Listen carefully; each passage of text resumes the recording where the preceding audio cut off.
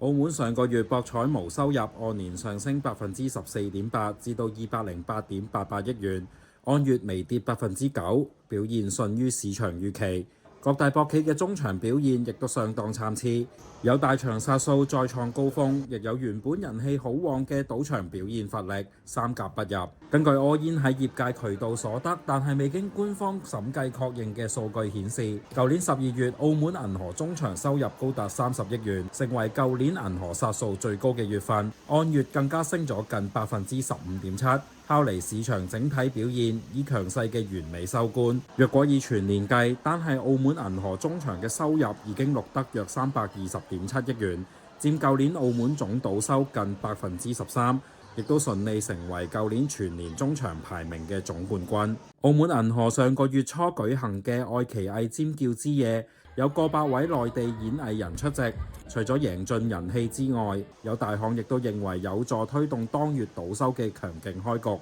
柯煙仲留意到，銀河邀請咗一啲電視台嘅藝人去到中場演唱，唔怪得知場內旺丁又旺財啦。至於排名第二，繼續係美斯美高梅。上個月美斯中場殺數錄得15.9億元，按月雖然下跌咗20.1%，但係由於舊年11月係呢個場全年收入最高嘅月份，因而形成較大嘅落差。但若以每個月平均值計算，卻仍然可以保持一貫嘅水平。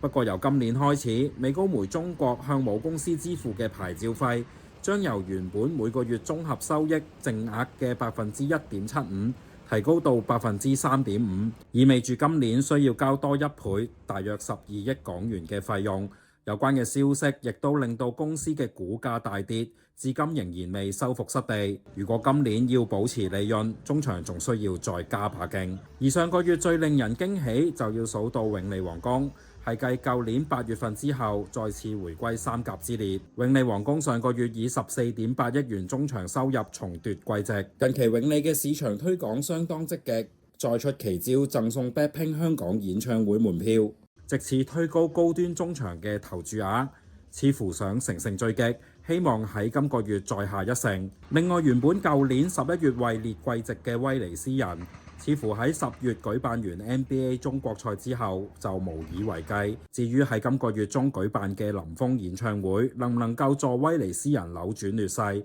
就仍然有待觀察。總括而言，舊年12月銀河中場佔澳門總賭收嘅市場份額升至14.8%，排第二嘅美斯美高梅中場市佔7.6%，排第三嘅永利皇宮就佔大約7.1%。以上述嘅數據最終均以博企官方公佈為準。